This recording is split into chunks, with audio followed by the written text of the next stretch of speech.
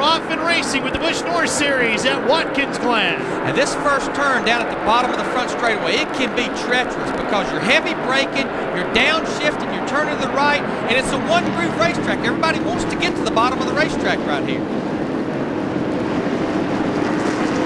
Everybody through turn one.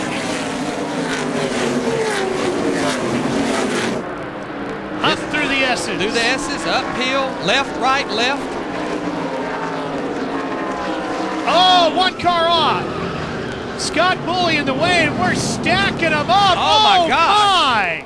One car up and over the fencing. Wow. There's got to be 10 cars involved in this one, and one literally out of the ballpark. And the whole racetrack is completely blocked. And I mean, this was all from one car getting in trouble up through these narrow S's, and all these cars behind them, beginning of the race, stacked up behind him.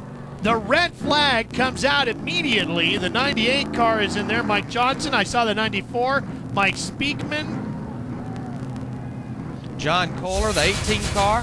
Let's look at this again, Larry. 2 cars make contact there, including the 26 machine, Scott Bouley. And these cars just start stacking up behind him. See Corey Heath come in there in the 12 car. Is that the 21 of Troy Williams that goes right up and over the wall? It is. Troy Williams out of Chaffee, New York, comes flying over the wall. Look at this, though. This is full speed right here. Here comes right there. That was the 21 car, Troy Williams. And you know, these guys, they have spotters here, but this place is so big, it's hard for sometimes the spotters to see the entire racetrack. And there you see, because the racetrack is blocked, the red flag being displayed, they're going to stop the cars as they come off turn 1 here before they head back into the S's. It's a 98 car right there, John Serbone. So the emergency crews are over immediately to start checking on the drivers. You see a couple of the cars moving away. That's Kelly Moore's 47 machine, the Napa car, and he's even got one of the orange cones wedged up in there.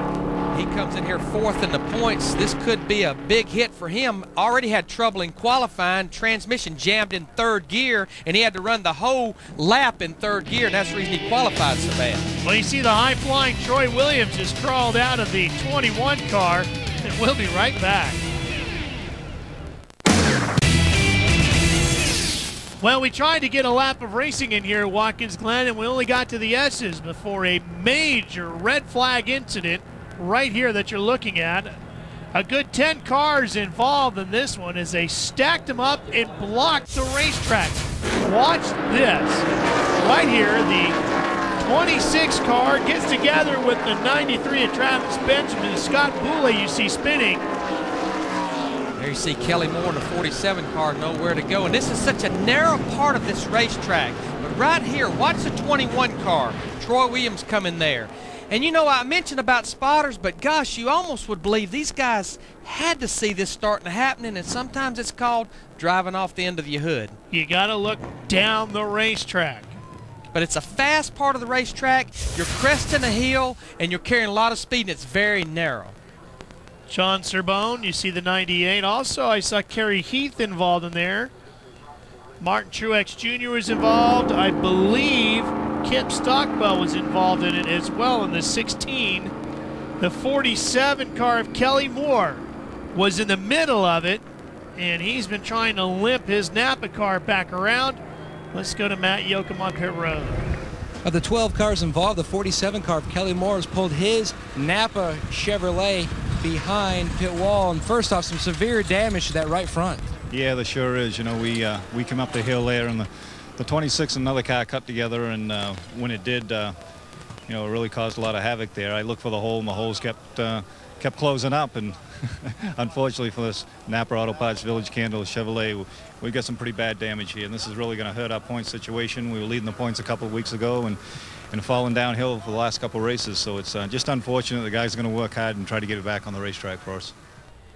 That's one that he really had no choice. There you see the 13 of Ted Christopher involved in it, obviously, as well. That was not Kelly's fault at all. He just had nowhere to go. Let's go back to Matt with another driver involved. And Scott Bouley has brought his car beaten and battered to pit road. What happened, Scott? Well, it's real tight in the beginning. Everybody wants the inside.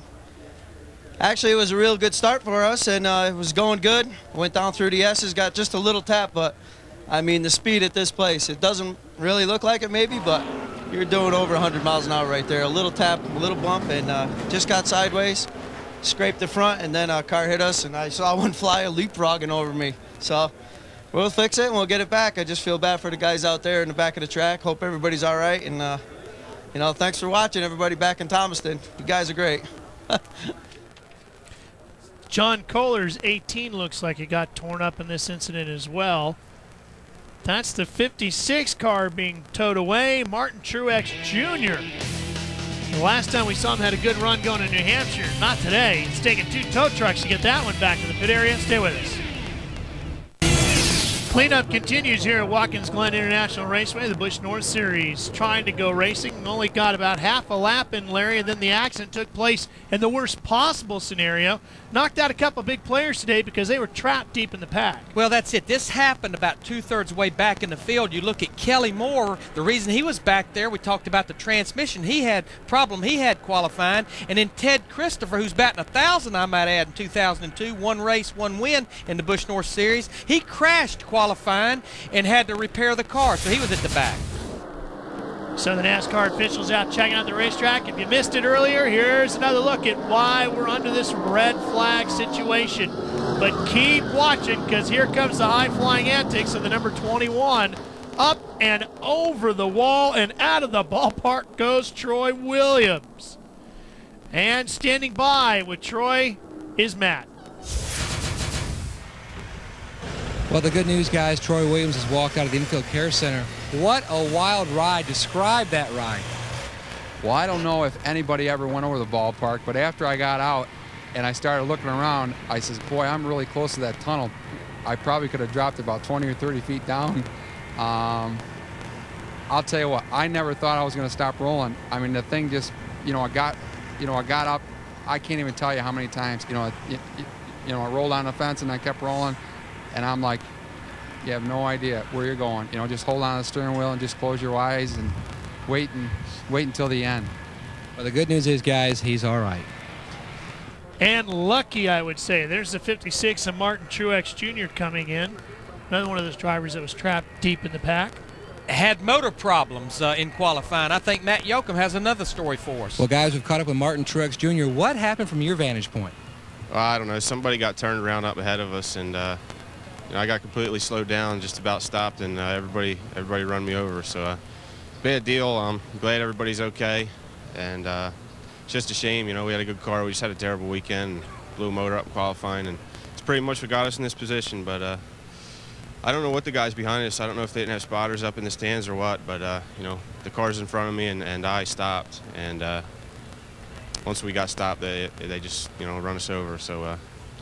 Glad everybody's okay, and it's all over with, and go home, get ready for next week. Thanks, Mark. The cleanup is just about complete. The cars are starting to roll again. We've gone from red to yellow. Soon we'll be green.